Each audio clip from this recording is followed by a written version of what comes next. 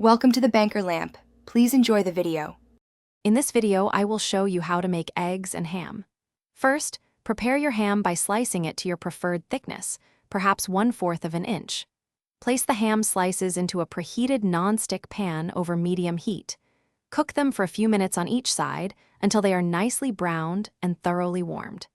This initial step ensures your ham is perfectly savory and ready to complement your eggs. Now, let's get those eggs ready.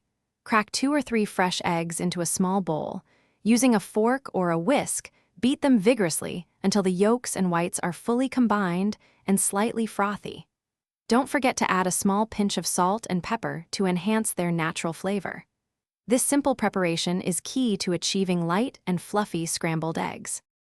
With your ham set aside, pour the whisked eggs into the same pan, reducing the heat slightly if needed. Stir the eggs gently with a spatula, moving them from the edges to the center. Continue cooking until they are mostly set but still appear slightly moist.